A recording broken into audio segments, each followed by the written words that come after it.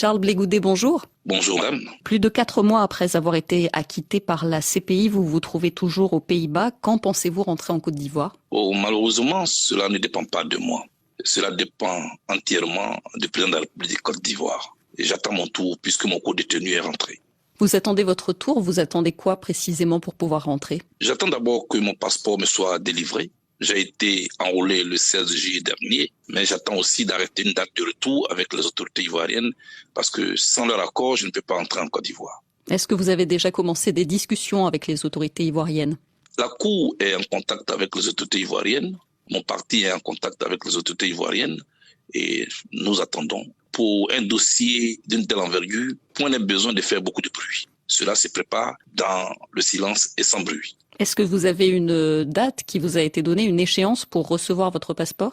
Non, mais la plupart des citoyens ivoiriens qui ont déjà fait cette requête me font savoir qu'elle dure un mois et demi. Donc je pense que nous sommes pour le moment dans les délais. Vous avez été condamné en Côte d'Ivoire à 20 ans de prison pour des faits commis lors de la crise post-électorale ivoirienne. Est-ce que vous ne craignez pas de devoir purger cette peine une fois de retour?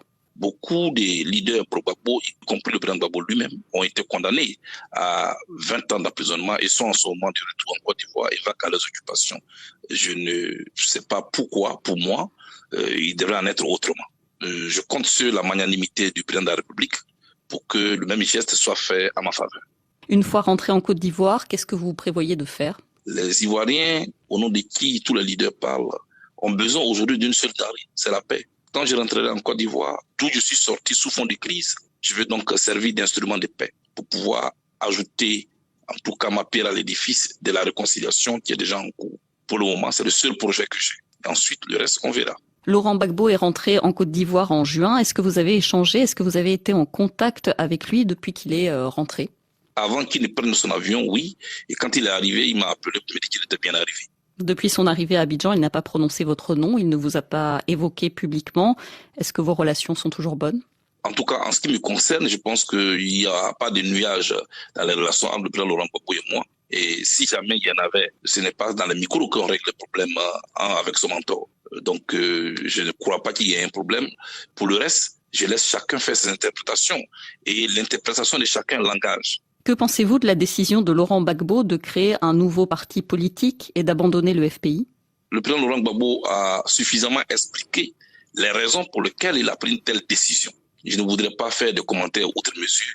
Je respecte cette décision et je me rends compte que le paysage politique en Côte d'Ivoire est en pleine mutation. Et c'est tant mieux pour la démocratie. Laurent Gbagbo a annoncé la création d'un nouveau parti. Est-ce que vous allez intégrer ce nouveau parti? Tous les leaders des partis politiques proches du président Laurent Gbagbo sont en Côte d'Ivoire, sauf moi.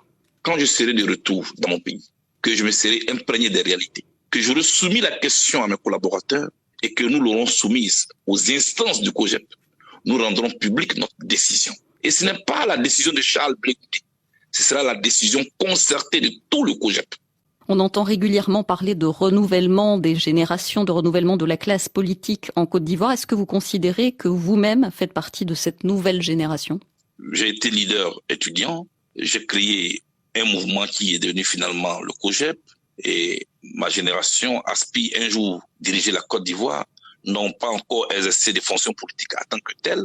Alors, je fais partie de cette génération qui n'a pas encore géré la Côte d'Ivoire. Si on peut appeler ça la nouvelle génération, oui, j'en fais partie. La prochaine présidentielle, c'est en 2025.